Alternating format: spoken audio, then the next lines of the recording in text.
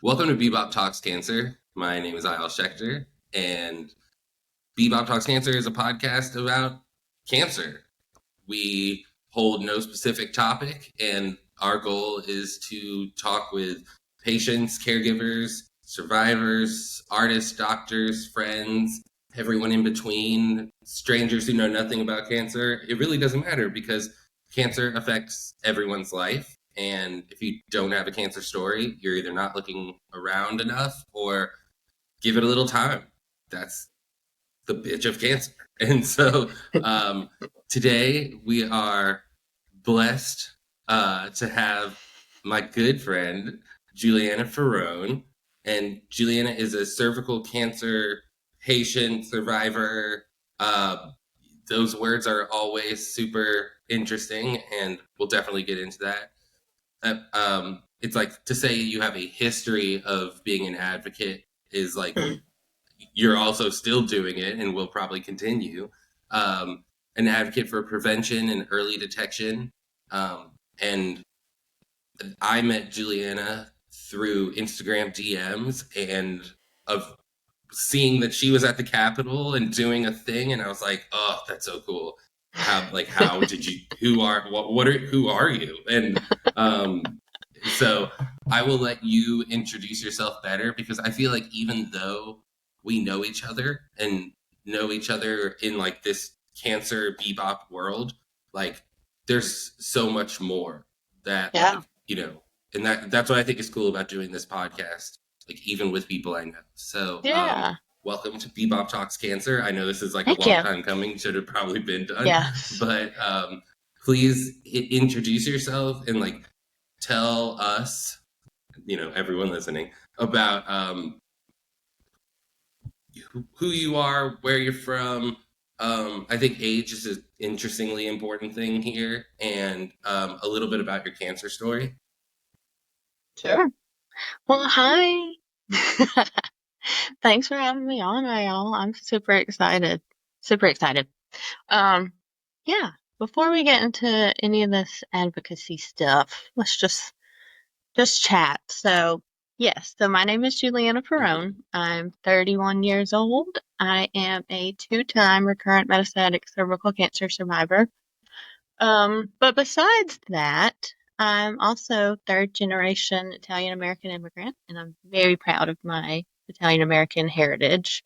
I think I just think it's the coolest thing, that my great grandparents were strong enough and brave enough to just pack everything up and come over to Ellis Island and yeah, live their life in New York and just literally start from the ground up and build a life and a family here. So yeah, so I'm super proud of that. I'm born and raised Georgia. I lived about 24 miles outside of the city of Atlanta for quite a long time. But now I'm in rural Georgia, West Georgia, where there is such a need for doctors and hospitals and screenings and prevention and things like that, which, yes, we'll have plenty of time to get into that. But I like to flower. I like to deal with flowers. I like to garden. I like to repot flowers. I just like to be outside. I like to be outside. I like to connect with nature because there's so much beauty in the world and outside if we just take time to just stop and listen and look around. It's just, I don't know, such a soul recharge. And dog mom, I have a 12-year-old schnoodle that I love so, so much.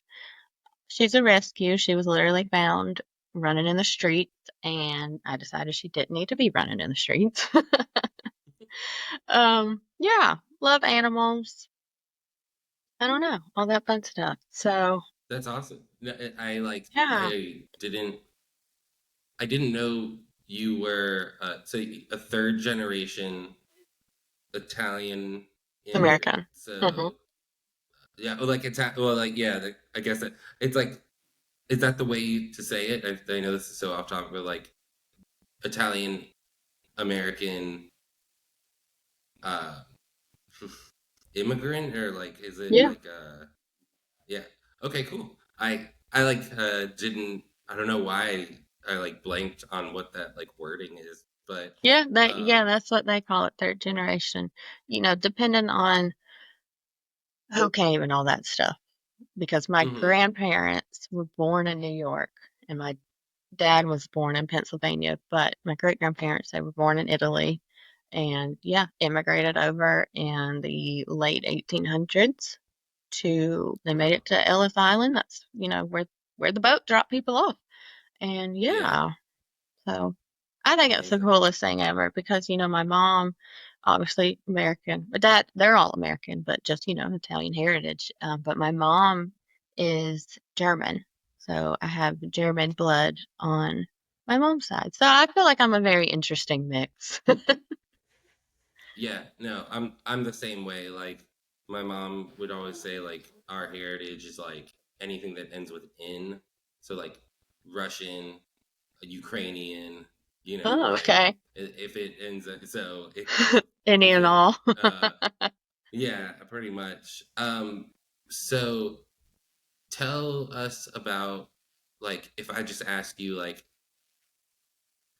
tell us about your cancer. What is that like? What was a little bit like. I'm not a huge fan of the question of like what was life like before cancer Uh, because it almost feels like like well why well, I don't know like why do you want to know like but I think that that is an interesting place to start also because what you were doing before kind of it does connect to like that emotional experience of cancer as well as the physical so like mhm. just like a little bit about maybe not what was it like or years before but what were you doing when you began the cancer experience and what did that look like from like symptoms to what was that process like. Sure. So when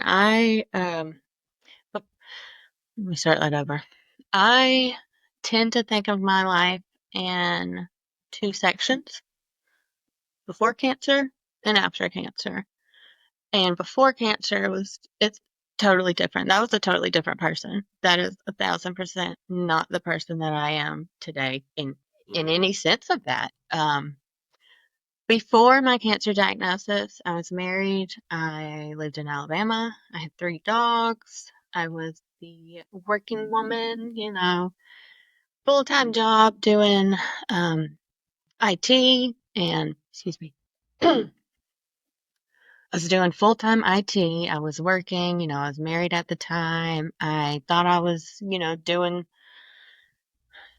the American dream, I suppose, going to work, saving money, living my best life, Hmm. whatever. So I thought I was, until you get that phone call and everything is thrown upside down on you. Um, what was your other question?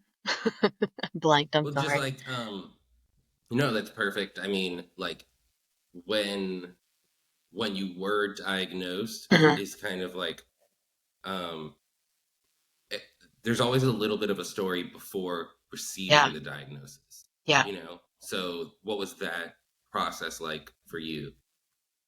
I had been having issues for a good 6 months prior to my diagnosis. And when I say issues, we're talking about cervical cancer. So we're talking about coochie cancer. A lot of Hmm. people, they just, especially been in the South, we don't talk about it. Oh, you're having issues. And see, I even said that. Oh, I'm having issues. No, my issues were that I was Yeah. bleeding to death and I looked like I was 7, 8 months pregnant because I was so bloated with ascites, which is fluid buildup. Um, I had this going on for months, months, months, months. Extreme pain, extreme bloating. Um, the blood loss was insane, just constant, constant. Could not stop it. Ugh. This this went on about 6 months. This, of course, Hmm. all my symptoms started in 2020 during the pandemic, so that made it so much fun. That's right. Yeah, because then it was, the doctors I had been seeing would stop seeing patients. New doctors or other doctors where I hadn't been. I was trying to get in as a new patient. Well, no, we're not accepting new patients. And this went on for too long. And like I said, at the time I was living in Alabama, I was living in a college town, which you would think would have more doctors. Anyways, Mm-hmm. I I was so sick of it. It was so bloated. I could not wear jeans anymore. I stayed up late one night typing an email to a doctor that I found in Atlanta that specialized in endometriosis because at the time I had no idea what was wrong. Something was wrong. I Mm-hmm. didn't know what. I just knew people weren't listening to me. I wasn't getting anywhere, and I wasn't going to give up until I got an answer. So like I said, I ended up writing a letter to a doctor in Atlanta just explaining all of my symptoms, the fact that I had been completely overlooked in Alabama, was not taken seriously. And the next week, he had me in the office. And that man took Whoa. the most time with me. I'm forever grateful to Dr. Nashot because he was the first one that like legitimately listened to me. And we sat in his office and he said, "We're going to figure this out." And so from there, I had a pelvic exam. We did a pap smear. This began December 2020 is when I got into him. So my results did not come back in until after the new year in January. So Mm-hmm. January 11th, 2021, when I was 27 years old, I received a phone call stating that my pap smear had come back abnormal and that I had cervical cancer. I was verklempt. I was definitely overcome with several different emotions. I don't think I knew what to do. It was for sure one of those loss of words moments. Like when you're watching cartoons and then all of a sudden Mm-hmm. one of the characters gets like gut punched and then they're thrown all the way back to Yeah. the wall. Or Legitimately, like that is their face stays, but they yeah, uh-huh, one of uh-huh. those. But can Yes. we just go back to just Yeah. like a quick for like I I I have to comment because my mother would not let me get past it. Uh, I was verklempt, uh-huh. and just in your own words, just in case no one knows what it means, can you just so I know we've said it because I don't think that I never expected anyone else to say it, but like that's so funny because I don't think I've ever heard anyone say like I was for my cancer. I was for Clempt, and it's just a great. Just so, just in as a side note, what does that mean when you say it? When I say I was verklempt, I mean I was overcome with so many emotions. Hmm. Is that what you would agree Perfect. overclempt means? That's perfect. No, Or no, no, it's verklempt? perfect. Like yeah, yeah, it's To perfect. me, No, that's no, that's what I meant by that. I was overcome with yeah, several different emotions. I didn't know what to do. yeah, awesome, a perfect definition. So it like when we do these podcasts, like I'm so jealous of Joe Rogan who just sits there for like 3-4 hours because Right. you know by that point you've really like talked it all out point for point because thinking about what you just said, I mean, you have I'd like to think it's a southern issue because then it makes it smaller, but we know that Really this is not. an international issue to be It like, is.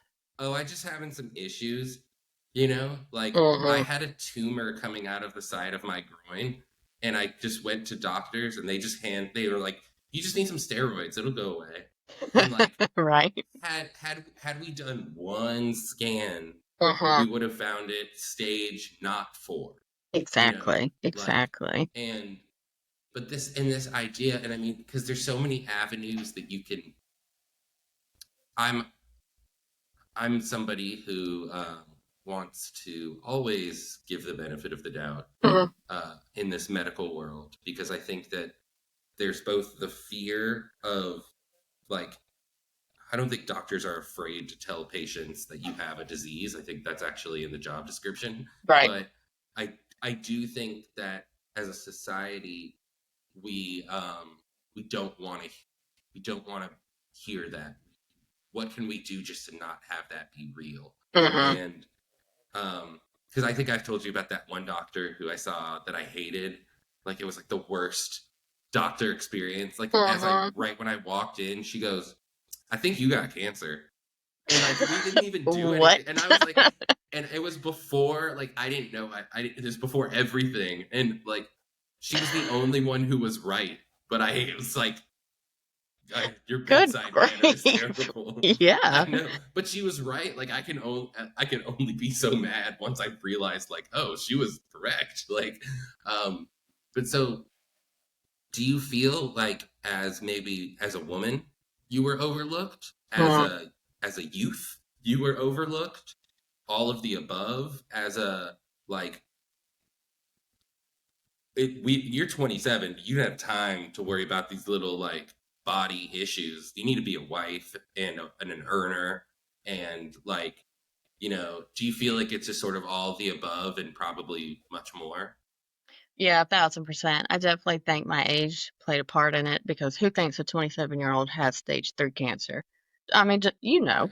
they don't think that. You know Mm-hmm. how it is. And I also think the fact that I lived in a college town did not do me any favors because you do have such a young population. You have all these young women, and it's typically nothing for them, you know? We're going to do an exam, you know, if you need whatever. It's never anything deep. It's never issues. So I believe that they just they just didn't believe it. They just thought there was no way because that's not something they see on a day-to-day basis. So yeah, I think both of those Right. factors went against me. And not to like throw them under the bus, but are we talking Tuscaloosa? We're talking Auburn, Auburn. Okay. Great. Good. the other Good. one. I'm not one of the. I'm not one of those. Right? I don't have the like. Um, it's I don't war eagle as much as I roll tide either You way. should do You know. zero of those Um, things. I thought roll tide was a laundry term for the longest. Like it was like a way to like I didn't know. Um, Well, you know, but growing up so outside of Atlanta, it's like not that big a deal, but it is serious no. in Oh, I'm Auburn. sure. Well, it's that's the and it's interesting to talk about this because even Auburn for so many is not a rural area. Like Right. but But it I grew is. up ITP in Atlanta, so Mhm. I'm like Auburn. No, that's come on now. Like Explain to the you're listeners you what know ITP means. Oh yeah. Thank you. ITP is inside the perimeter. OTP is outside the perimeter. And basically, Atlanta is. You're not gonna say like if you travel the world, be like I'm from Alpharetta or I'm from Uh-uh. Gwinnett. You would be like I'm from Atlanta.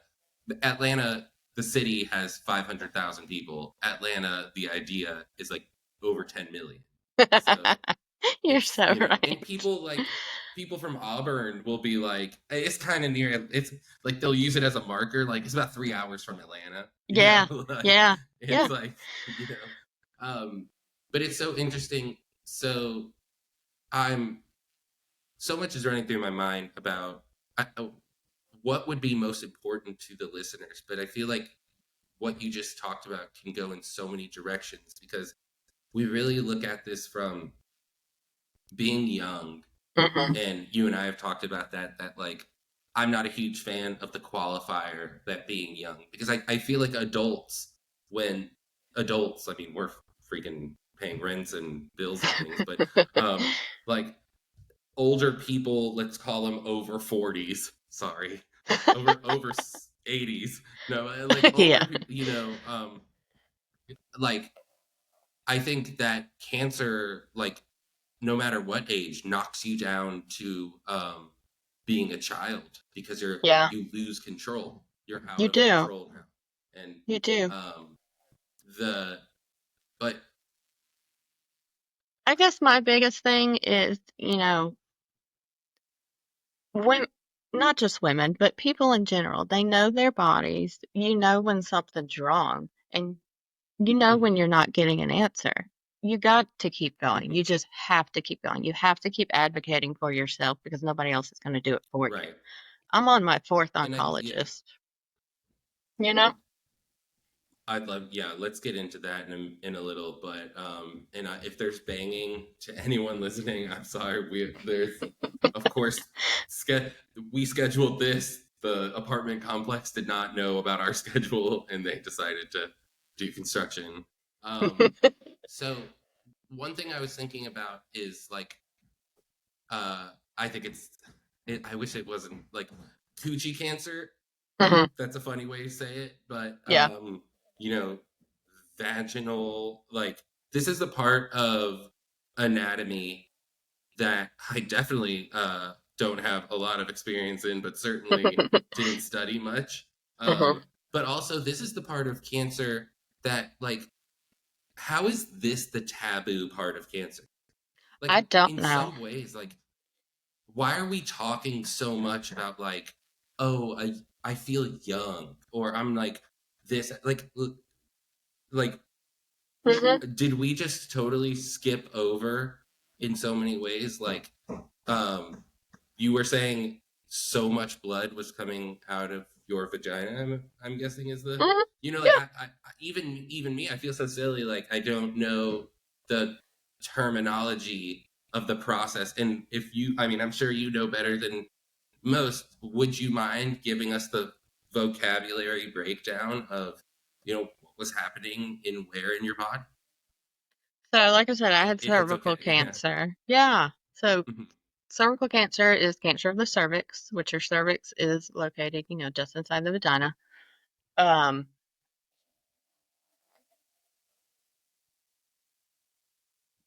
where am I going with that? Well, just like, you're okay. I lost I'm my gonna train of give thought. you the, yeah, no, don't worry, but I have a way to bring this back. So I'm gonna Okay. give you the the 16-year-old guy's misunderstanding of oh, that's still being recorded. Oh, you're back. Can you hear me?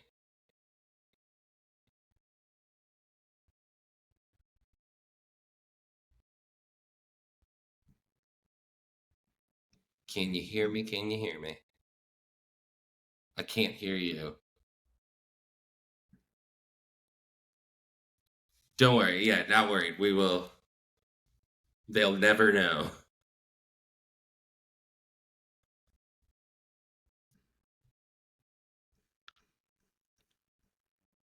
Okay, I can hear you. Yeah, and I can hear you and I can see you.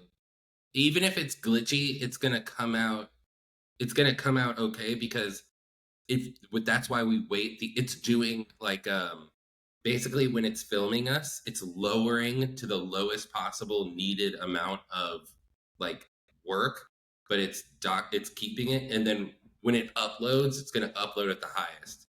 um and if we were in like studios and had like a perfect setup, then it would be different, but this is what we do. Okay. But that screen went away, right? Okay, hit refresh.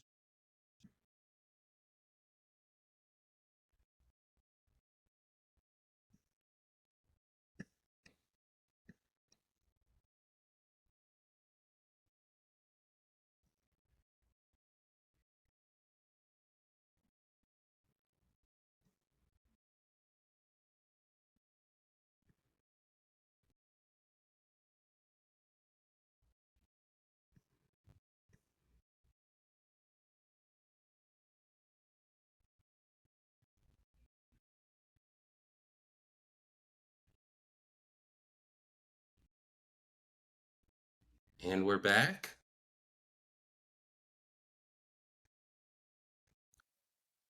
Hello. Okay, cool, cool, cool.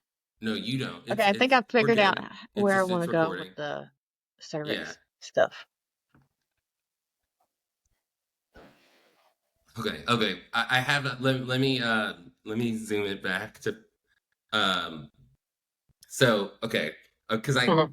since we know each other, and I feel like I watch any kind of these podcasts, it's like, well, they obviously don't know each other or haven't, they, like vocabulary has gotten so weird.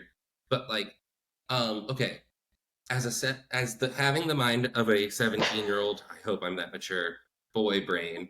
Um, I know that girls do bleed out of their Yes. vaginas. I know that's a thing. I hear about it. There's whole industry from what I understand. What I what's the don't deal with the pink know. tax? I don't get it. Doesn't make sense to me, Yes, but it is. it's another story, another day.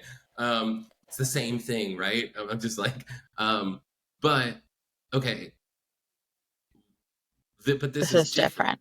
I It's mean, not this that. is not that. And I have to imagine that there is a strange like bodily connection story issue that like because of the loss of blood out of your vagina, like there's issues that go well beyond just talking about the cancer that Hmm. affect cycles and all those things. And I think it would be cool one day to have like maybe like um even if you led it would be cool to have me, Yeah. not Yeah. me, interview someone about that, you or someone else. I think that would be cool one day because like to have that and more in-depth conversation and you know that's interesting. I hadn't thought about that, but it's cool. That's a cool idea. Um, okay, so again, my knowledge Yeah. gets us to the pink tax in those lines, but can you can like when you say you are bleeding out of Yes. your vagina in a way that you're not supposed to be, Yes. and you use the word Yes. a lot,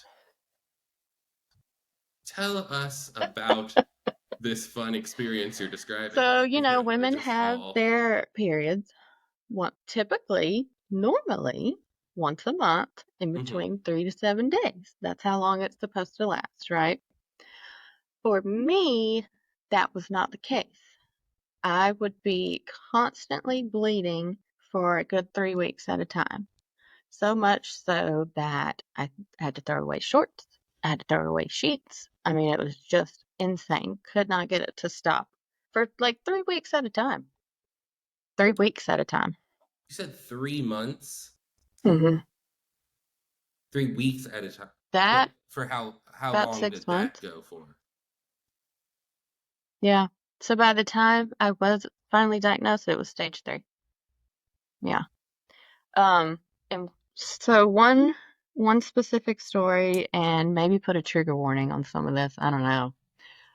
Um, when I say a lot, I mean one morning, and I Okay. distinctively remember this.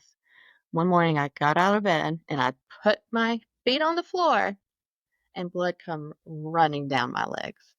And I said, "Oh my God, that is not supposed to be this way."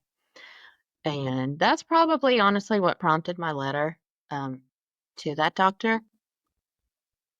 But that's not normal. That's not normal. That should not happen.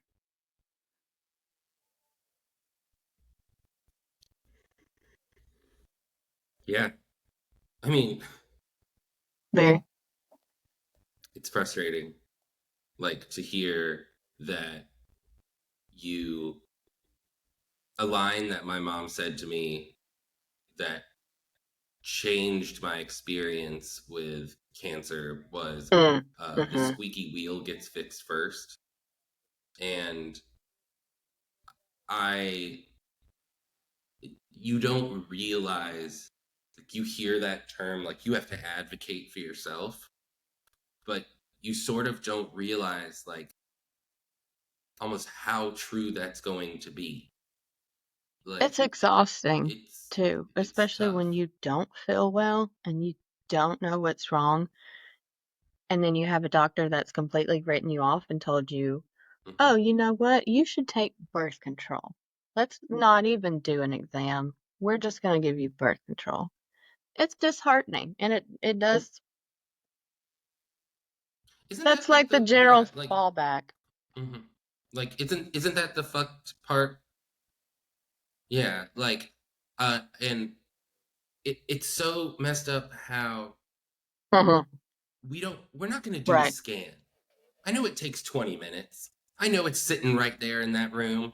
I know we like it's paid off, and I know that you don't Mm-hmm. want to spend that 1,500, right? You don't, I It know is. that's a lot, and it is, and it's ridiculous. I mean, again, I've said to you, I've said to many times, like to other people as well, like it's not that like it's not that it costs money, it's how much it costs.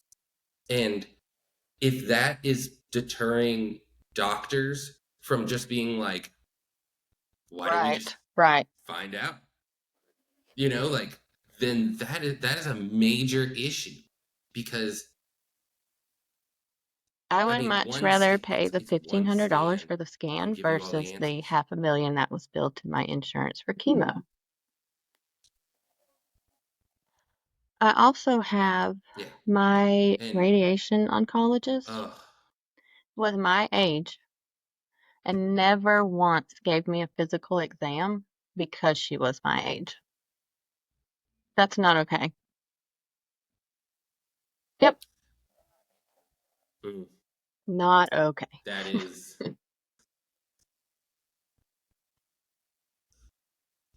are you aware of the like doctor grabs the male, I mean male genitalia, because sex and gender, they're two different things, and it's not where we're going, but I'll just say male men for this one. People with a penis, like Mhm. the whole like Mhm. they grab your balls and they say cough. Do you know about that? Like that's a real thing that has happened. It happens like almost every Mhm. time, as you're getting physicals. um and I think now they're using like a birch Really? wood stick or something, but not the point. But the well, I think because but are we living in a world where a doctor is adverse to checking you, even though they spend all this time learning? I It's like when they Mhm. say like you got to check for lumps, and it's like I wouldn't know what it. I mean, until it's friend of mine had testicular cancer, and he was like, yeah, until it looked like I had a third testicle, I didn't totally realize that this is what was happening. Like he's like, I don't know. He felt stupid after, and I've got to sort of imagine. I don't know if this is for you, but did you feel dumb? Did you feel like not that you are, but did you feel like any kind of I should have known, or um like obviously frustration towards others, but what about the is that a No, I feeling you can't say felt that of I like did. I didn't feel that personally. I felt that way towards my doctors. I feel like they should have known. Like you said, they went to school for how many years? interesting? And if you look up the symptoms of Hmm. cervical cancer, I basically had every single one. And besides the fact Hmm. that it's 99% preventable, I mean, a simple pap smear would have told us the answer, but I could not get one for 3 years because of doctors. Yes, good What is a pap smear? question. Good question. And Thank you. I'm gonna try my best to describe it. Yeah, Yeah, I mean, I could yeah. probably pull up a definition, but Yes. for those wondering, So a pap there's smear, Google. But ladies, anybody with a cervix needs to go to a gynecologist once a year to get a pelvic exam and a pap smear. A pap smear is when a speculum is inserted into the vagina so that you can see the cervix and everything better. They take a long Q-tip basically and just swab the inside of the cervix, swab for cells, and then they send it off to be tested. And what they're testing for is cervical cancer, HPV, and to make sure that there's nothing abnormal within the cervix.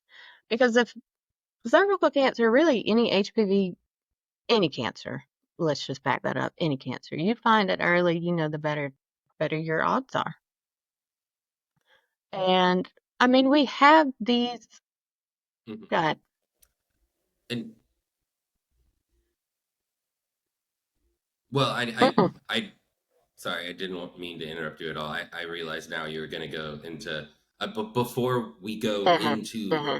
the world That's of where I was going. access to this, right? Because I know that, like, yeah, I know you personally, and I know that rabbit hole, it's not a rabbit hole, but I know that's a deep Mm-hmm. dive that is very close to your heart. Before we go there, um, Yeah, cervical cancer, HPV, they are different things, and are those different HPV things? stands for human papilloma virus.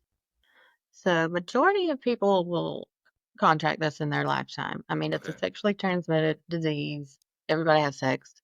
It's majority of people have HPV and don't know it. I know, but majority of Excuse us. people Okay. clear the Hmm. disease on their own, Okay. and they never know, and everything's good. I'm was one of those people where my body couldn't clear HPV, which then in turn turned into cervical cancer.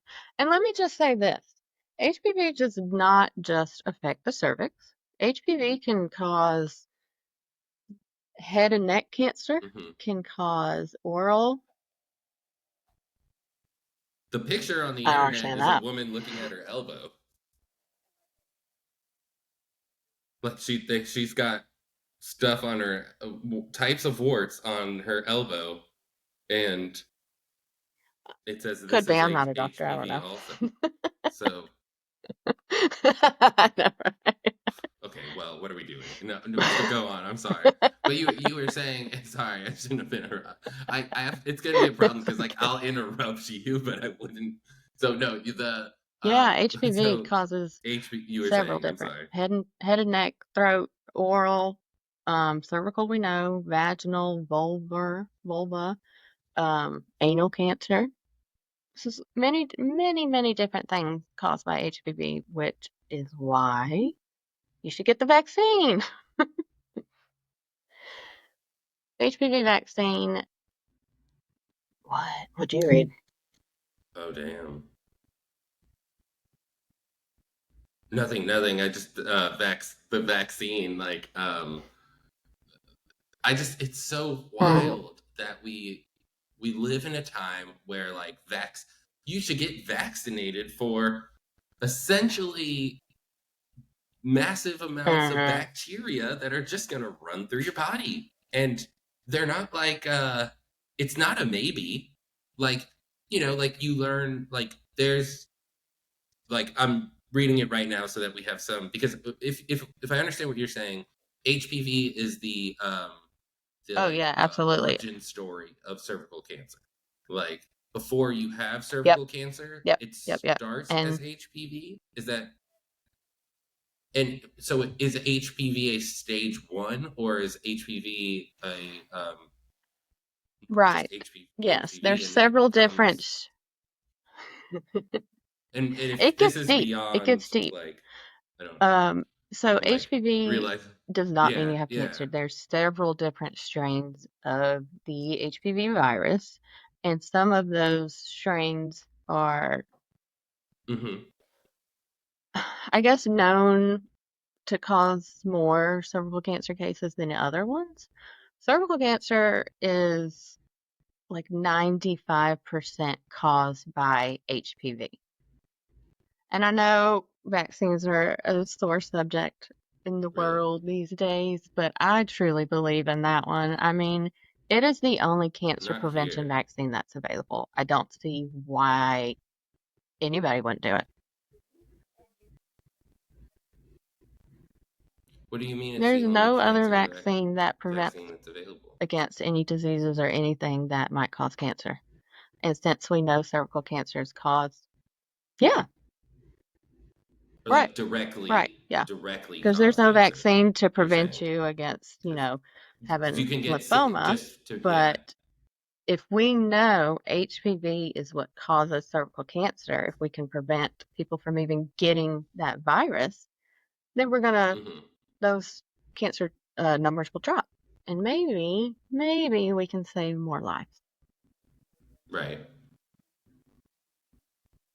And I think that's not to say though that like um, you can get something. I feel like I've come to understand is like cancer is something like a lymphoma or any of these kinds of cancers. Essentially, it's a blockage in the highway, right? Like it begins as in a lot of scenarios, from what I understand, is it's oxygen can't move through your body correctly, and it could be similar to like mucus, cholesterol, all these things that create a blockage. You don't That just have a caused heart that. attack; you have a Right. blockage to the pumping of the heart, and so then the buildup gets big enough, and it was explained to me in this way, which is so male, but kind of.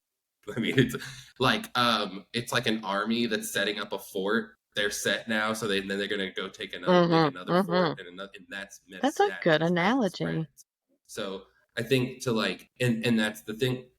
And then it's as it blocks and blocks and blocks more of the healthy blood flow, which within your blood is the correct number of white blood cells and all of that. Like the you know that's how the larger masses occur. And so sort of with what you're talking about, which is like because I don't want to say that you know I'm a believer in vaccines. I don't know, like it's if you don't get the potassium K shot is what it's called, like your body can bleed Dang. out as a child if you get a cut.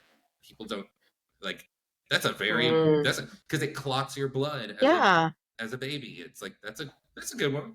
HPV, like we're sitting here saying 95% of cervical cancer begins with HPV, and that is like it's such a I mean, what are we talking about here? You know? Like the reality is that it and what are we talking about at I this don't like know. what are we Why even is this? how is that And even see, a when I topic did to that think of? interview It's with not Wall Street something. Journal, that was literally one of my questions. Why is this still happening in this day and age when we have the tools, we have the resources, and yet we are still losing hundreds of women a year to cervical cancer? I do not understand.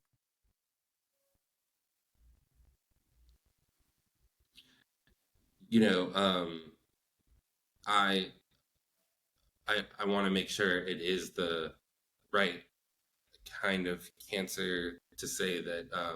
Are you familiar with Lexi Masters? Yeah, Do you ever she had did I ever show you ovarian. her like her content online or do you ovarian? Okay, and so that is and when we're like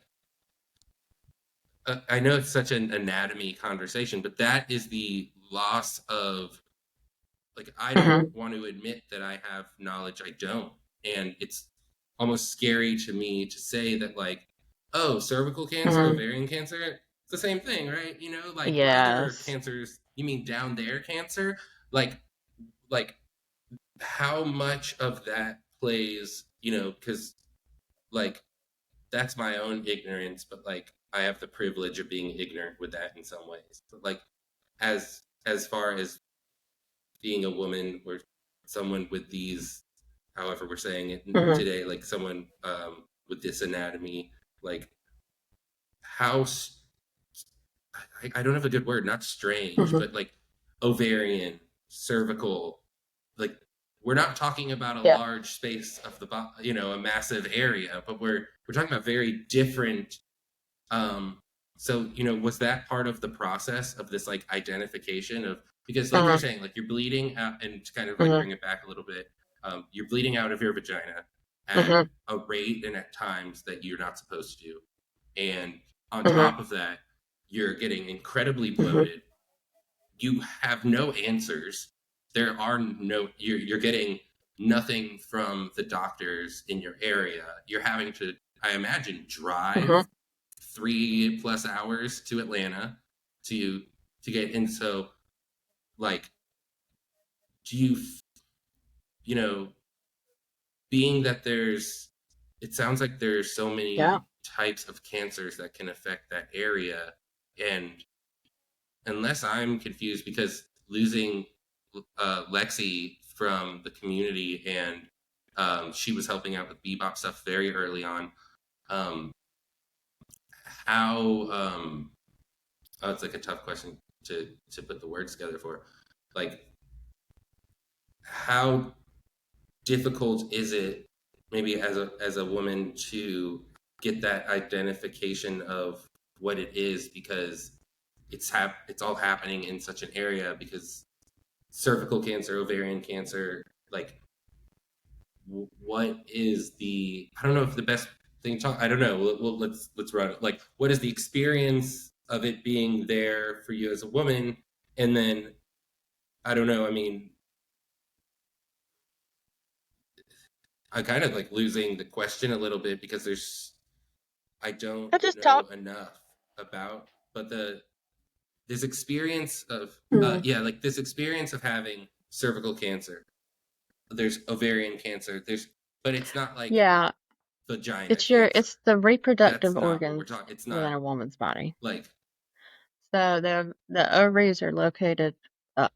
They're much higher than the cervix and everything. So yeah, we're talking about our reproductive organs as a woman. And majority of times, 9 out of 10 times, when cancer appears within those reproductive organs, the first line of treatment is let's do a hysterectomy. And a hysterectomy is where you take out all of the reproductive organs. So that effectively immediately puts women into menopause. So not only do you get hit with the fact, and this is me, this is my personal experience. So not only did I get hit with the fact of having cervical cancer, having cancer in my mm-hmm. reproductive organs, now I'm being told I have to take it all out. And I'm not going to have a chance at having children. And I'm not going to have a chance to freeze my eggs because it's so advanced. And so that's a part of reproductive organ cancer that is not talked about either, I think. Because you don't, I mean, a lot of times these doctors are male and they don't realize not only the physical aspect of what you're about to do to this woman, but the emotional aspect as well. I didn't have children. I don't have children. I didn't know at the time if I even wanted that. But the fact that that decision was taken away from me is like a knife to the heart type thing.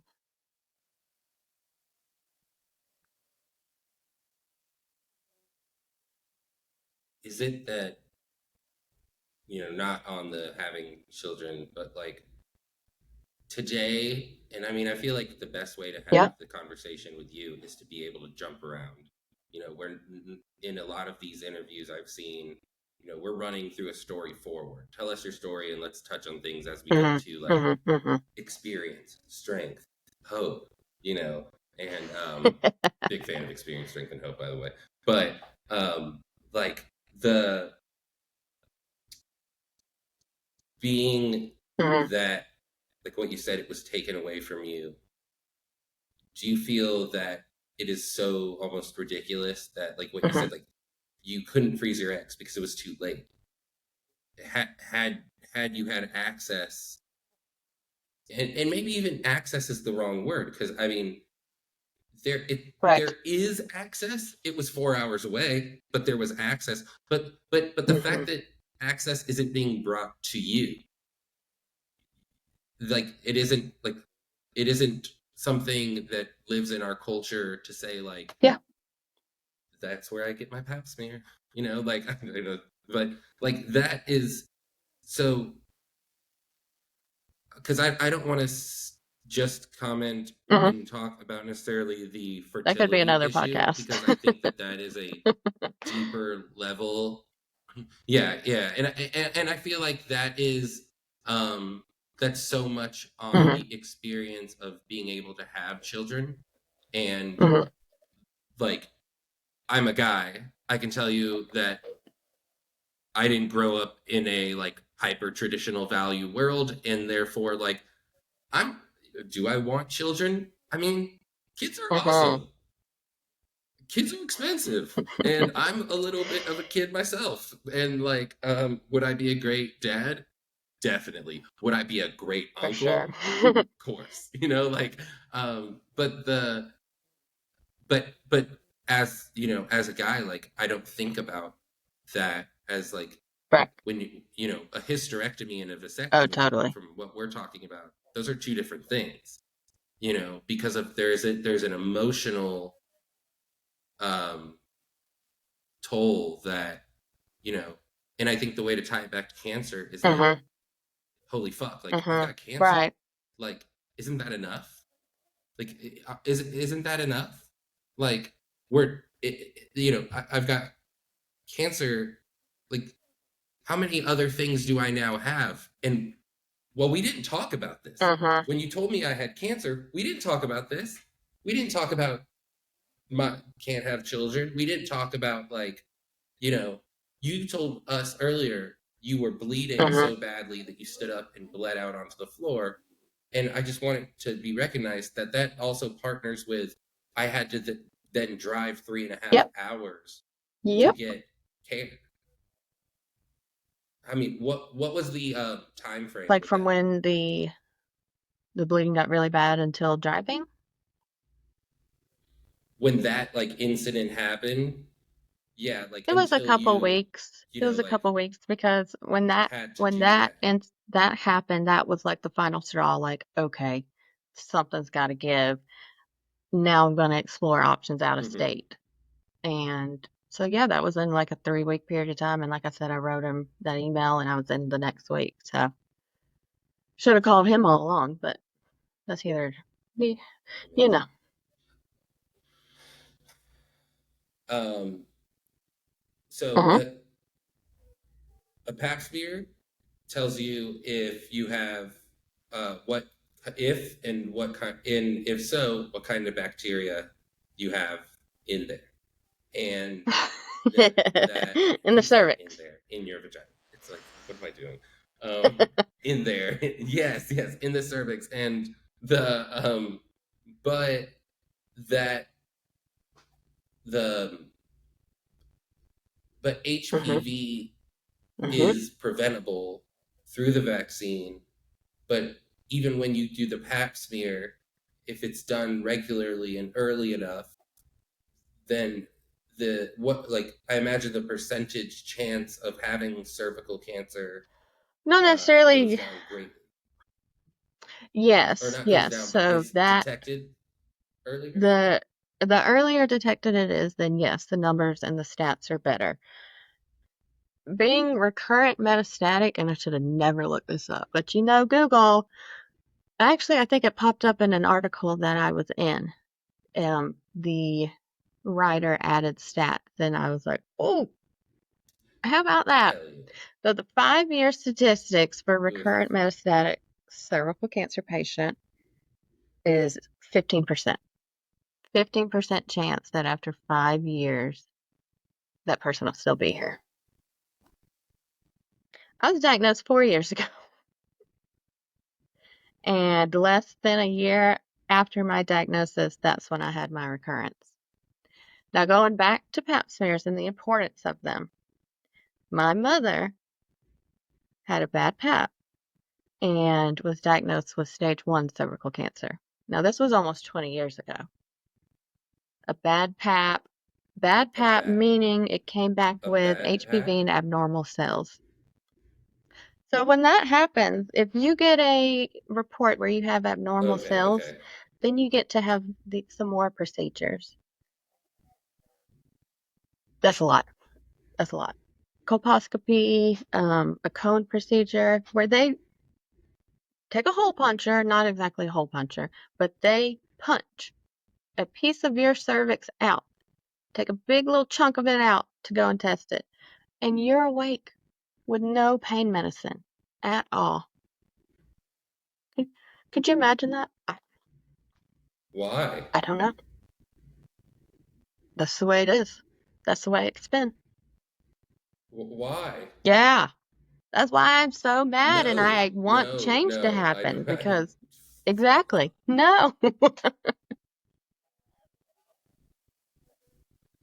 I mean, when I learned what um what am I what is a breast cancer Mammogram. um screen called again? A mammogram. When I learned what a Yep. mammogram Yep. is, and it's a boob squisher machine, I was like, what type of Oh my medieval God. fucking medicine have we provided women? And what is the funding for just women's innovation in medical devices? Because either I'm totally lost on it or like It is barbaric. It is it's barbaric. some it's like And medieval. so is the radiation treatment when it comes to cervical cancer. Like, It's just, it's insane. can you can, Absolutely. can you So, explain that a little? for my personal experience, I Like, had like 27 rounds of external radiation, 2 rounds of internal radiation, and like 30 plus rounds of chemo. So when I say internal radiation, it is called brachytherapy. And it's essentially, can I say whatever on this? It's essentially, it looks like a yeah, freaking yeah, yeah. dildo, No, except it's connected. that was the word. Yeah, we can say dildo. Yeah. Oh no, no, no! It didn't cut us after we said dildo. Yes, I'm here. Did it? Are you New still? recording track. It okay. It like cut you out when you said dildo. It like cut you, and I was like, That was perfect. That does was this perfect. have like a thing? Okay, okay. We're keeping that no matter what it looks like. But um, So, okay, okay, so you so have this like dildo look, type thing, and it's go on. connected to a bunch of wires, and all of the wires. So, actually, let me go back. There's two versions of it, inpatient and outpatient. I was outpatient. Um, and so the version that I had connected to a bunch of wires, connected to the giant machine, and is inserted into the vagina. In my personal experience, I was put in a bed, a hospital bed, in essentially a closet. It was like an afterthought. Like, oh yeah, we need some place to do this, someplace private. So I was in there 2 days back to back. I couldn't tell you how long those sessions were. I could tell you they were extremely painful. And when they were over, some guy, couldn't even tell you who he was because he never introduced himself, come in there with a Geiger counter and ran a Geiger counter over my body to see how radioactive I was.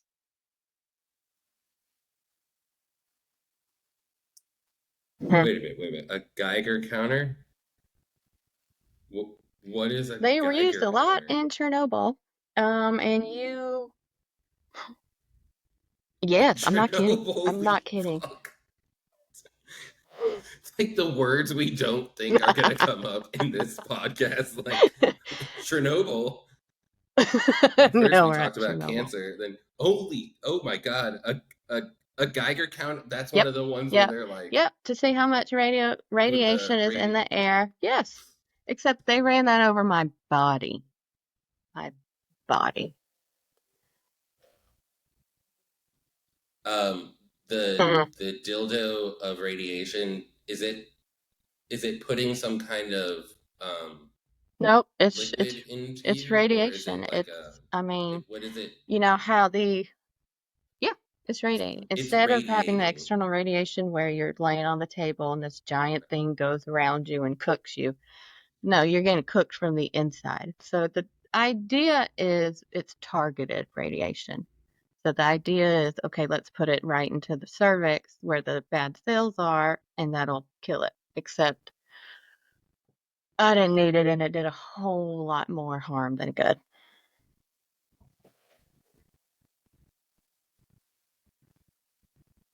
What do you mean? Like, I mean, I understand that, and it's always worth saying, like, all medicine Mhm. is experimental until it works. Because when it works, then it was like, that was the right choice. But it's, what do you mean that it did more harm than good? 'Cause I don't want to make people afraid Truth. of these things, Truth. but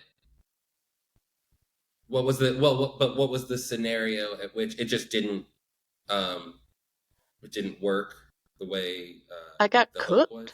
And Is when that I it? say cooked, I mean literally cooked. My muscles and my tendons are cooked and my hips. I mean, you should feel them. It's like a rock. It does not feel like it should. Um, I got radiation proctitis afterwards, which is where your intestines and your colon have basically got cooked from radiation, and every now and then they'll bleed. So every now and then, when I go to the bathroom, I bleed again. So that's a little traumatizing there. Um, I have scars. I have radiation scars from where it was too high of a dosage. And when you're talking internal radiation brachytherapy, that comes with a whole nother world of problems because that radiation is creating scar tissue, which in turn is you lose the depth. We're getting real here. You lose the depth to your vagina because it's been radiated. Now it's full of scar tissue. So in order to, if you want to continue to have sex, you have to use a dilator, which dilators are basically like dildos again, but they start in very, very small sizes, like the size of your pinky, and go way up. And you're essentially stretching those muscles back out from all, I keep saying damage, but that's what it is, the damage from the high radiation dose. Oh, yeah.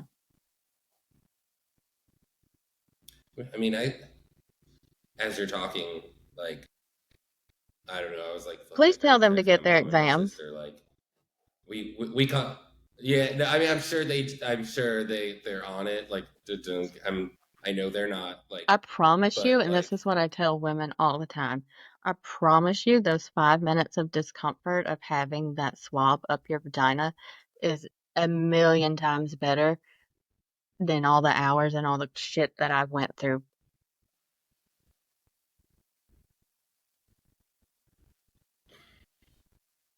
it's. It's deep.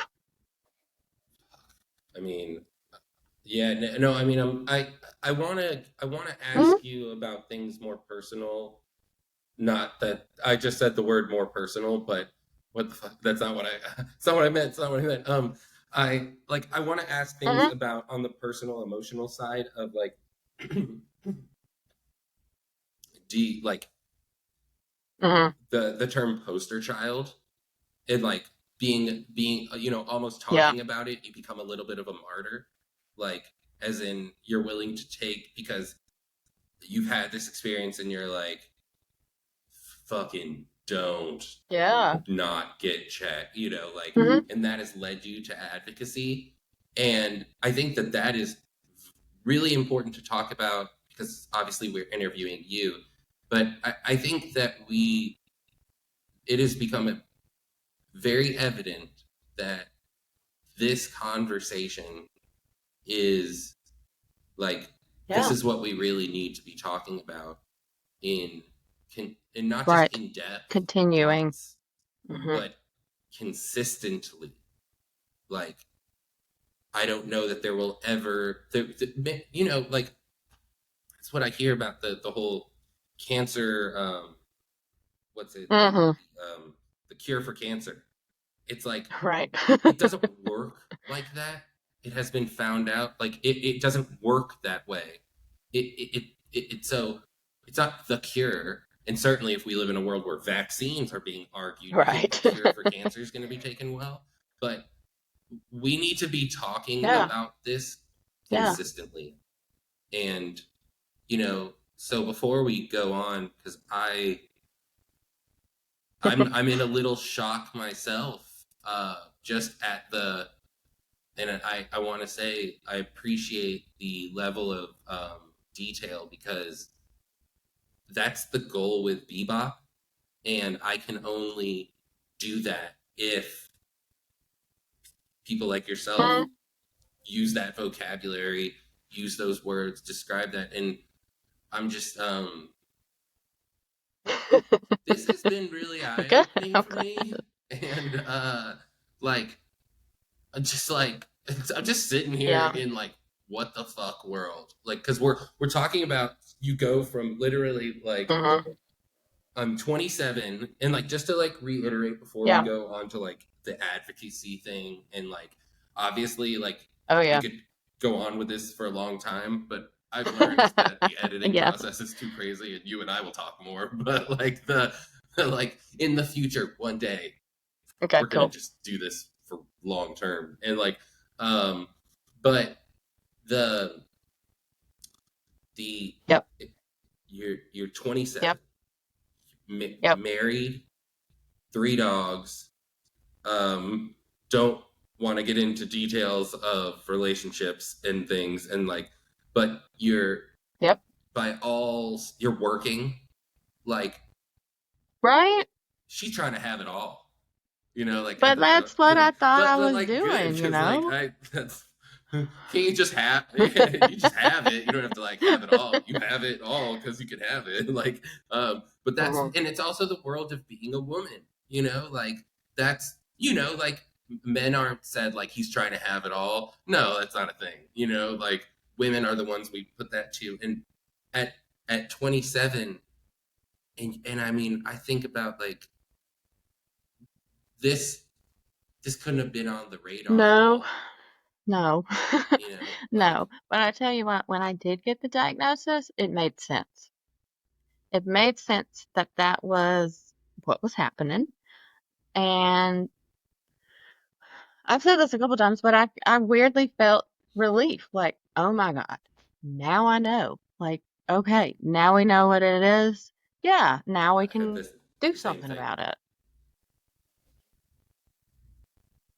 Yeah, I was Mm, like itching my skin mm. off by like the inches, you know, and like I mean, hold on, I'm not, from I'm everything we not talked being about, gross about you it. don't I'm have just to like, do damn, that, that. Like, no, no, no, no, no. I mean, what I oh, I don't mean it like that. I mean, like mine sounds like vacation in my mind. Like what you went through, it's like I can't.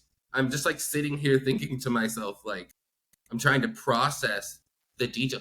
30 yeah, 30 over chemo 30, sessions or 23 chemo sessions, like every, radiations, yeah. the like, and I mean, it is just so fucking cool that you have the strength and like the like all of the cliche shit that we have talked about that we ate, but like the like just the fact that you have, I mean, the strength, willingness the willingness, I was gonna say honesty, like it's it's Thank you. fucking commendable because you have to talk, the only way to talk about it is with Hmm. the right Hmm. vocabulary, to do your research. I mean, you know me, there's a reason I don't talk about medical things, because I'm gonna watch an art movie rather than a documentary, and I'll Yeah. get to that. I'm learning, and I kind of like. I will say too, though, I think it plays well because being naive to this and saying that, like, Hmm. people need to hear it from you. They need to hear it Hmm. from somebody who's had the experience. And you know, one question I want to ask about Yes. being a young woman, um, like, um, the how was support The like? first time was fantastic. Everybody, because I think everybody around me was like, what?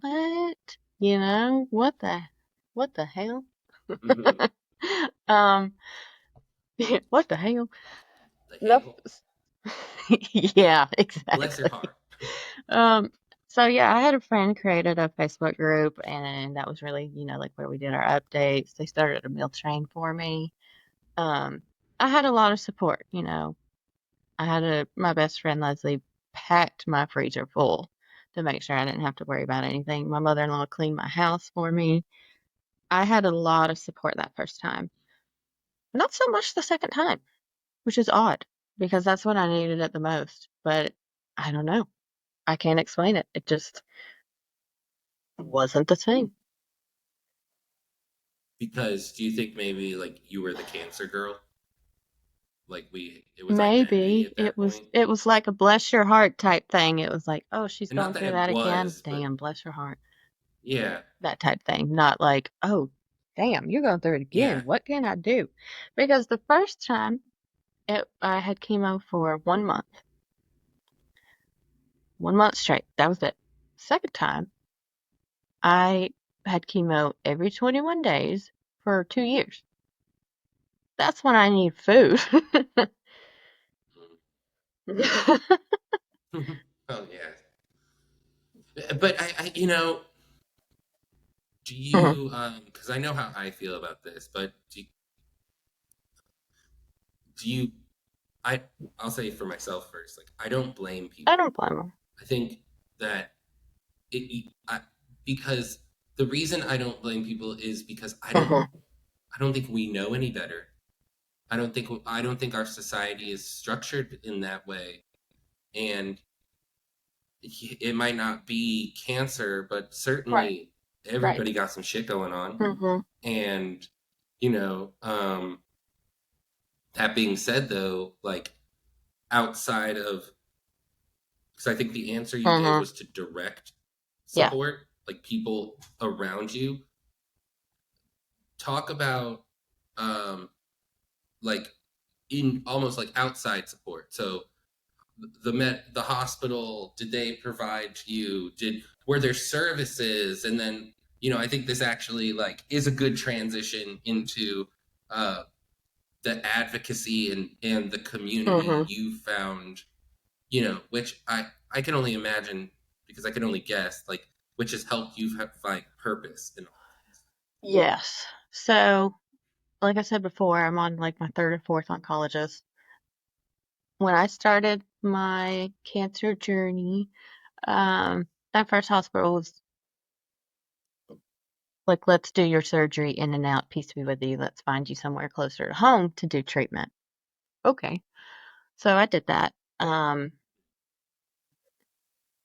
Sure, yeah, which made because sense at the I time, didn't right? ideally want to go travel to Atlanta or, have to move somewhere for a month at a time.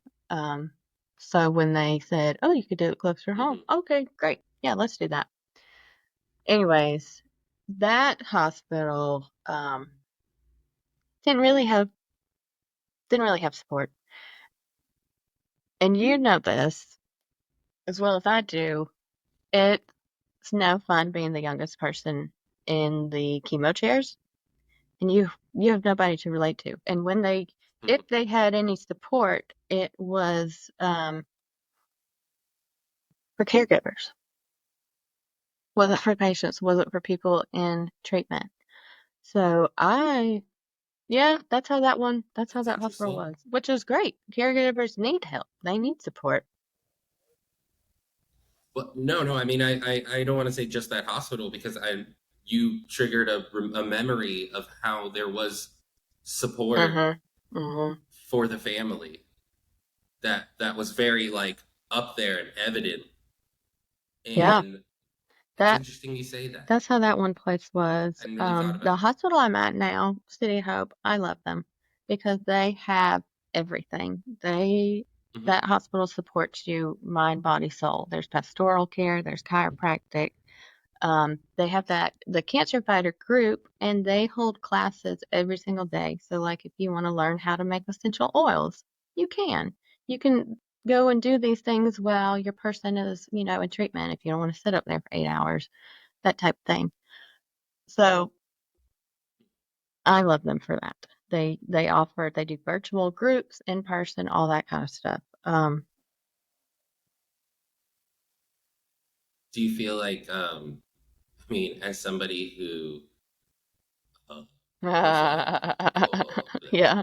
I was like, I'm not doing well. And of course, here I am today, but like at the time, I was like, I'm fucking, Hmm. I don't want to go Right. to a support group. I've got Game of Thrones.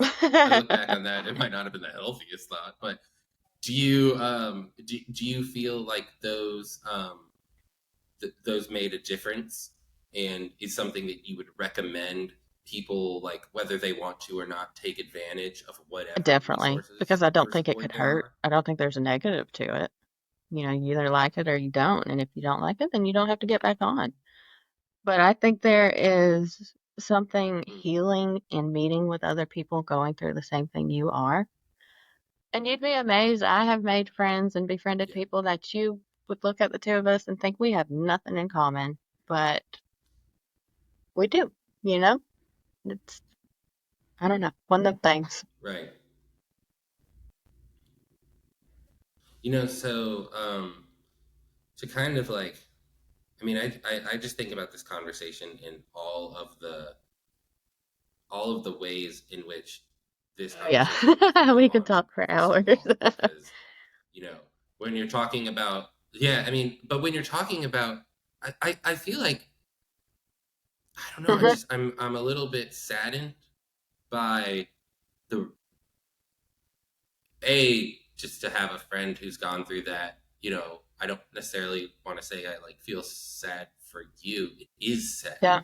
that this is a reality, but, um, you know, but I'm sad that the reality is that I can think of all the things our Mhm. communities spend time, money, and effort on. And when we're talking, because, and I don't know how to say this, like, we are Mhm. talking about women's reproductive health, which obviously is, like, I don't know how this is real, and these words are going to come out of my mouth. It's obviously contentious today. What the fuck do you mean it's contentious? Like, we've been pretty sure that women's had reproductive systems for a Right. while. Health is not the worst thing we could talk about, but like the, but we're also talking about cancer. So and it's like, it's almost like in the way in which our society is Mhm. today, we want to separate each thing when we Yes. actually could be talking about it holistically. Because kind of what you're saying is like the pap smear, like that doesn't have, like, I don't want to say it doesn't have anything to do with cancer, but it doesn't until it does. Like, you can just get it as the same Yes. way you would get your annual physical. Like, which, just because you get an annual physical doesn't mean you Mhm. have Mhm. Yeah. scoliosis. I'm not like putting the two together, but I might get a physical and be like, your posture sucks. And I'm like, I know. But the like but I think, do you think that that is sort of like the big issue, that we are breaking things down into women's reproductive health, cancer, ovarian cancer, cervical cancer? Like, there's the benefit, of course, because, you know, dividing up funds and things gets super messed up. But Mhm. it sounds from what you've said to me that there are incredibly basic and accessible Mhm. things people can get and do that are Yes. already being skipped over. 1000%. And they're like the basics. Like, we're talking foundation. We're not even on to the individual kinds of Yep. cancer. We're just talking about the Yep. foundation. 1000%. There's even free resources out there. Most health departments, you can go in and get a Mhm. pap smear at no cost. I mean, but yes, there are, but Really? oh my gosh.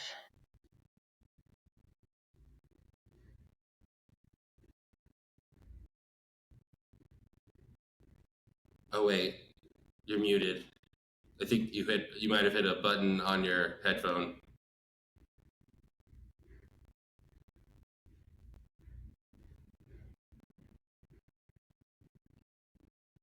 Am I gone? Hello, hello, Test. Say something. hello, hello. I can hear you. Okay. Okay, we can hear you. Sorry. What were you saying?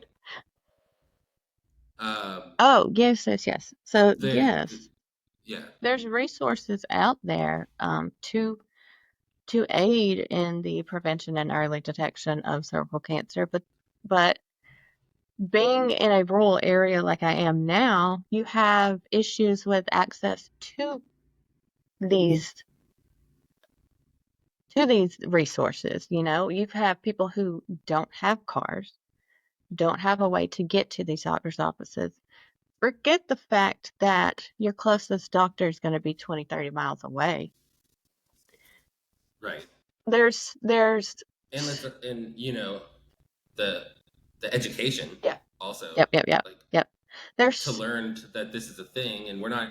Yeah, like we're not even going to get into language barrier. right. I There's mean, so many ways that we God could do. forbid you don't, right? Like, There's so many ways we could do better about this. I mean, it starts with legislator, it starts with doctors, it starts with education. There's so many ways that we could do better.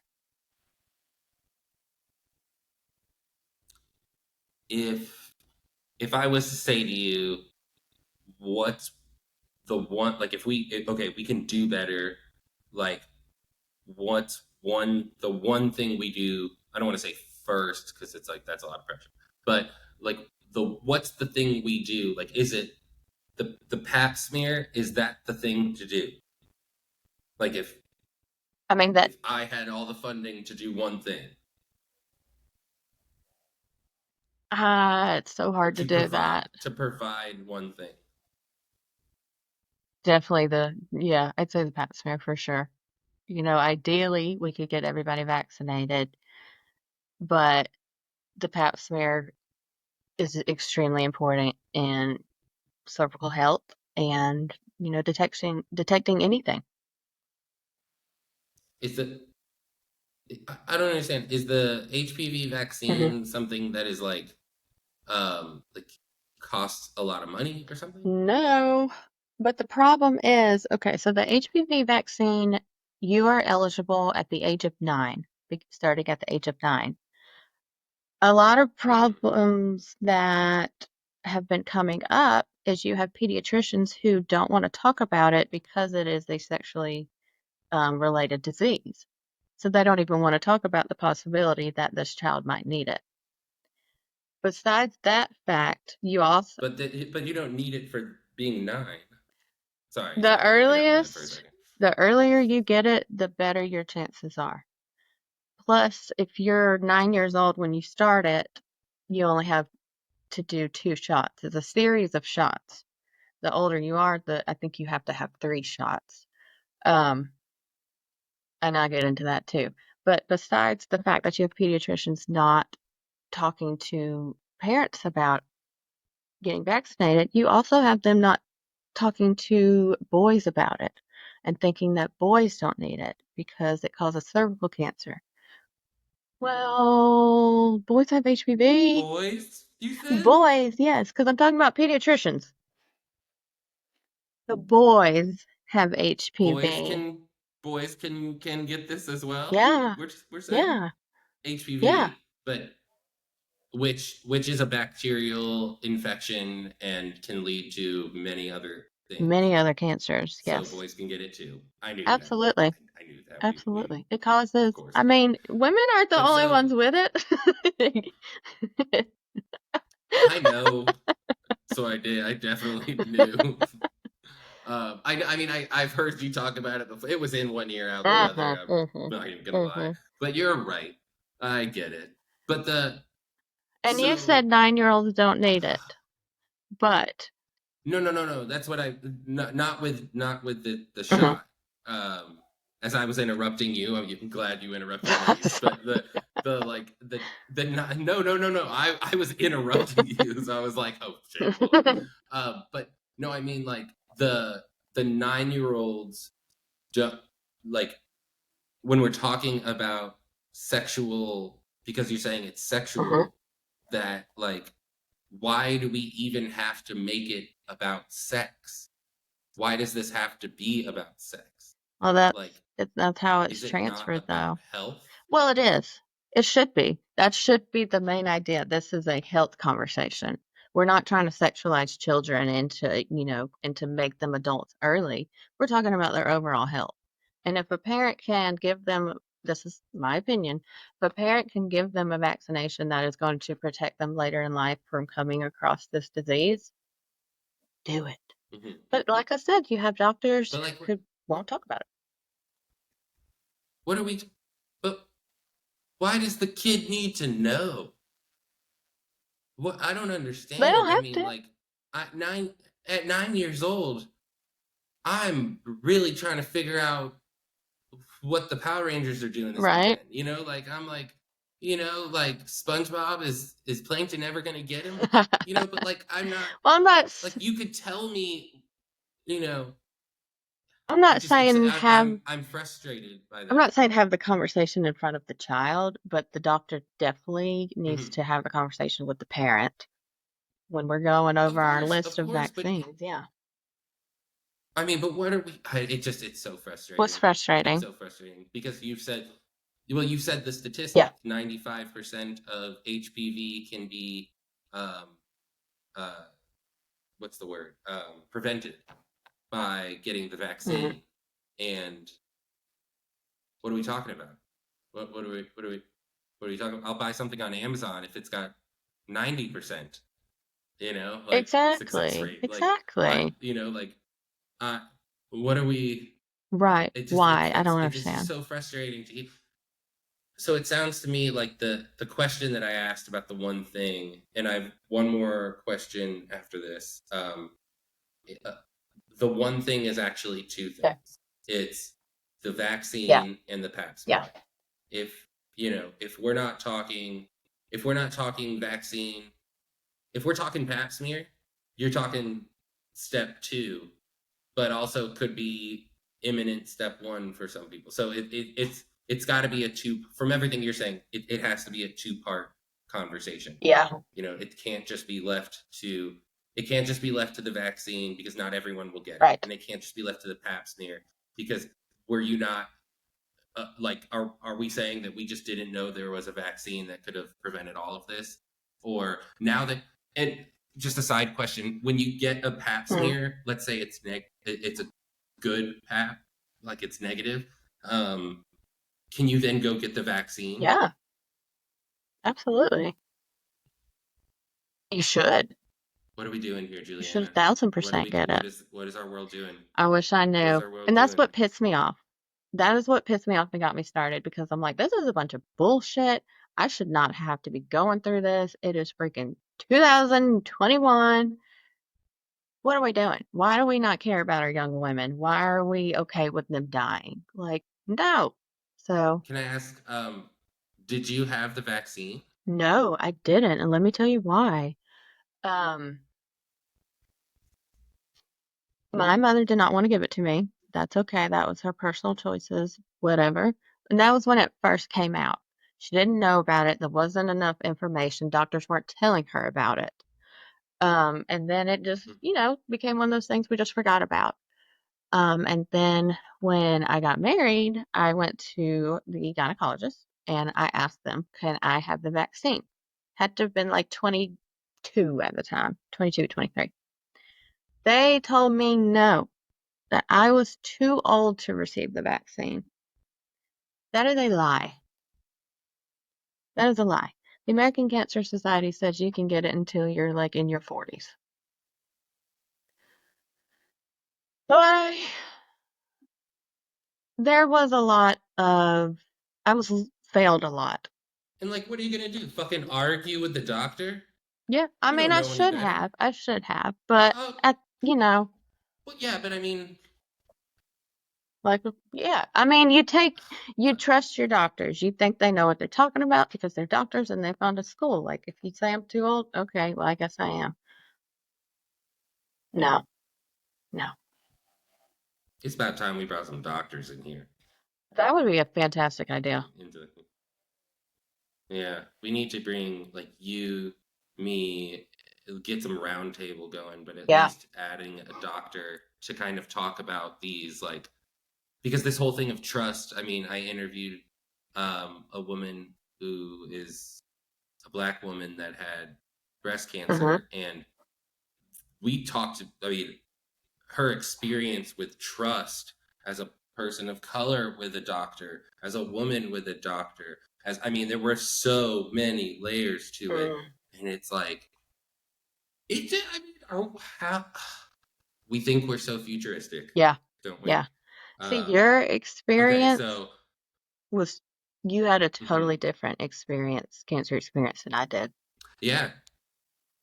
Well, and I think it also, like, being a guy, I can see that. I can see that being a I'm Jewish, but I don't like to take that on as the race thing. It's super weird to me. But being a white male who can talk and is willing to speak up for himself, like I'm willing to. I think because I was willing to use my vocabulary and having the vocabulary. How do you feel? What hurts? It's right there, sir. And I mean, like it. Yeah, I like had to show a doctor, a nurse, a 26-year-old nurse. I had to show her my penis and be like, we got problems, you know? And like, there's a tumor coming out the side of my groin right there. And not everybody's going to do that. But then on top of that, like, I get what you're saying, where I wasn't, at no point was I going to take no for an answer. And that energy is like, I don't want to heat, like, I don't know how to say it, because I it's not like I said anything, but I can tell you for a fact that when I go to do those things, and when I think about it now, like, it was give me the answers or get somebody else in the room, and that's it. Like, it was not like, there was no like if you're not going to baby me, we're not going to talk about my feelings today. It's not a feelings day. Like, what's doing? And I'm asking all the questions, and I don't want to be like, we're not bringing anybody else in the room. Like, never once did they. And I don't know if this happened to you with, like, does your husband need to want to come in, or like, you know, like, oh yeah, see, like, never once. I mean, I was going alone, and my mom would be in the waiting room sometimes, because if I couldn't drive, but like, never once were they like, do we need to bring your mother in or any of that? No, like, let's get to it. Yeah, no. And Yeah, you know, no. It was almost I think like, describing those stories, yeah. I don't, Not now. We don't have to. I mean, I don't want to pressure it. it was almost like they didn't want to have that conversation or make any decisions without him in the room. And I mean this respectfully, it had nothing to do with him. It was my body. Oh yeah, no. You know what I mean? Disrespectfully, who gives a fuck? No, it had nothing to do with him. Like, I come in there with a notebook full of questions, and you still want to pull him out of the waiting room? Okay. Well, like, my mom, anytime she would be in the nurse's office with us, like, she'd have like her notebook and just be writing shit down, and I'd be like, I just like go in there and be like, what are you writing down? She's like, we need to know these things. I was like, dude, I mean, isn't this what I'm paying all this money for? Don't they? Can they write it down? But it's funny to. I mean, I think about that and the differences, and you know, I think another thing we need to do later is talk about this consistently in detail, because it's very easy. I don't want to say as a guy, but it's inherent almost to dismiss aspects of what you're saying. Sure. Just purely because I haven't experienced it. You know, it's not that I'm dismissing it by, you know, no, I'm not listening. It's that I can't relate. I will never be able to relate. And but I can comprehend it. But the best thing I think we can do at Bebop for what we're talking about is we need to platform this better, because it is such a thread among women, among people of color, and among men too. I mean, there's definitely it is not that it doesn't happen. I don't know that everybody's different. Certainly, trust is an interesting word, though. Trust is, and it's interesting how we're treated, and that it can be incredibly detrimental. I'm just like, it's not an epiphany, but I'm just thinking about how we really need to approach this. But okay, the last question, and I have it written down, because I always like forget to. We talk a lot in this, but it's the most fun. Like, I really think like these podcasts, like, who cares how long it is? Like, Well, you know, It's me and so you hard could for me talk to for do, man. hours. I know, and it's just, there's so much. There is, There's so there is. much. It's I'm gonna give you a couple All right. questions, and we're just gonna like last answer, but I'm gonna read a couple questions out. So you've been through so much physically, emotionally, Mhm. spiritually. Um, what's one thing you now believe that you didn't before cancer? And then I'm gonna I realize that's actually a really strong question. And the question that I want you to blend that with is what I'm supposed to ask at the end, which is like, if someone is Mhm. listening, please let us know. But if someone is listening, um, uh, and either they're in the middle of their cancer story, their post cancer story, they are, which I don't know that I believe there's such thing as post cancer, Right. but that's a whole other story. Right. Um, they're not ever, they have no connection to cancer, or they're just feeling like completely overwhelmed, examples, etc. um, what is one thing that you want someone to hear, and and partnering that with the question of something you believe now that you didn't believe before, or what's something taken on that you would want people to know. I don't really know that I can put it into like a belief. I just know that I look at things differently now and I approach things differently. Before before cancer, I felt like I was just crazy. Just like balls to the wall, we got to do this fast, fast, fast, fast, fast. Why am I in such a rush? What is the rush?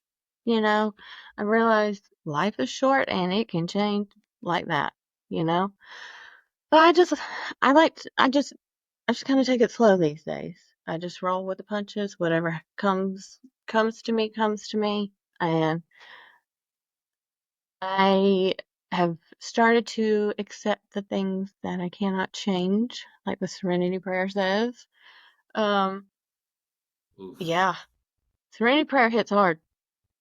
I, Hits hard. I know that one Mm-hmm. far too well. That's a different podcast. Yes, it is. Yeah. Yes, it is. Yeah. But I don't know. I just look at things different. I just kind of slow down. You know, things don't necessarily matter as much anymore. Like, I don't care if I have laundry to put up. I don't care if there's dishes. I mean, I care, but it's not like, oh my God, I have to do this before I go to bed. No, it'll be all right. It'll be there. I can get it, you know, that kind Hmm. of thing. Um, It isn't the same version of overwhelming. yeah, it's just things matter, but it's not like the end of the world, like I gotta do it right now, you know? I appreciate other things that matter, like trees and being able to walk my dog and being able to walk in general. Like those things matter. Being able to cut my grass, that kind of thing. I appreciate Can you those. boil that down into one like thing you would tell someone, like just like if you were just like, Keep going, and it's not your fault. It's not your fault. You didn't do anything to deserve this.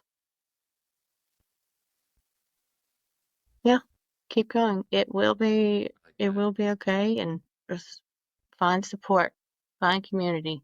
That is major, major, major, major. Even if it's a Bible group, a TikTok group, something, just something, some kind of support, Just something. something. I totally agree. And one thing that I would say, because I know we're close, so I feel like this is something to add into that, is use your words. Yes, yes, Like, yes. I'm a big fan of closed mouth don't get fed, Mm-hmm. but like a nicer way to say it is like use your tell. It is today, even like, hey, like I just moved. Why'd you move? Well, I had cancer, and like I know the conversation is gonna change. I know what's coming, Mm-hmm. but Mm-hmm. talking and that you have to practice it, because it only gets easier with practice, but you have to practice it. which means you have to try and you will fail. It will feel bad. It will just keep going. And then the last thing I would say before we outro it is, if people want to get into advocacy, what is your advice into getting into, and I'll just leave it blanket term, in getting into advocacy? The way I got into it, I did a lot of online research. Of course, we know American Cancer Society is one of the biggest cancer organizations out there, and they do have cancer action networks. There's nonprofits, a lot of nonprofits. I partnered with a nonprofit called Survivor, Cervivor. Excuse me. And they actually put on a school to teach you how to get involved. And I mean, the easiest way is just go to your local government. Just call them. I mean, you can call them and get proclamations done. You can bring awareness. People don't realize you can talk to your representatives and your lawmakers. I mean, you can go and visit them. You can write them letters. They're not celebrities and untouchable. I actually prefer people reach out to them. That's so funny. They are not celebrities. They're not. That the most normal. Some of these politicians are like the most normal people ever. Oh yeah. And The they're like, when we did that panel at American Cancer Society, the senator I was sitting next to had on cowboy boots. yeah, he was like, I run like a renovations Yeah. company, and Yeah. he was like, So I was like, random. wait a So minute. random. But he's also a lawmaker, Well, so yeah, but it's cool. I mean, no, I appreciate that. Like, just to recap that, what you said, and to sort of recap everything we've talked about, like, um, you have to, you have to back yourself. It's not your fault. I think it's such a strong thing to say. Um, I think we've talked about, being a woman is a responsibility to yourself, not to anyone else. I'm not saying that, but it sounds to me like one of the things you've said is, as a woman, you have a responsibility to yourself to go, because nobody else, because maybe the best way to say it is, nobody else is going to do it for you. you got it. And, you know, and the cards are sort of stacked against you. Know that going in. Yeah. Don't be mad that it is the way it is and then stop. Yeah. Be mad that it is the way it is, and then go fucking take care of yourself, And then do no one else something is gonna about it. do it. Yep. And then it opens the door for you to talk about it, to do something about it. Exactly. Because if So, we don't talk about it, nothing is going to change. yeah. Well, to end this more formally, like, I mean, I want to say thank you, Thank you. because since meeting you, there are a number of people who have watched Bebop grow, and as it's growing, and as you know, lately it's like, oh, is this really happening?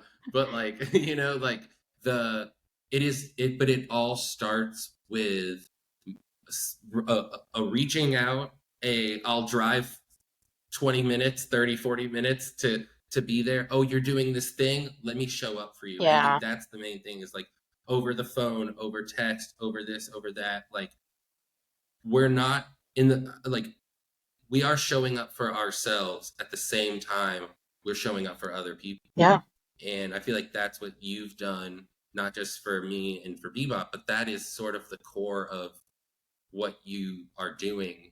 And because, I mean, you're doing so much in the space, in the advocacy space, and then now with Bebop, I mean, it's awesome, and I'm grateful. Yeah.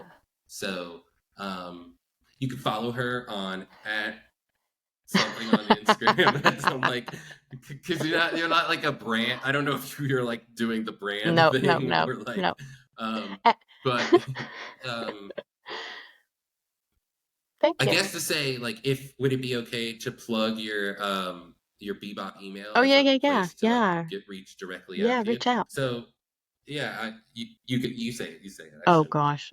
Yeah, so well, one, you can hit me up on Instagram. It's at JRoseFC the fighter. Very cliche, I know.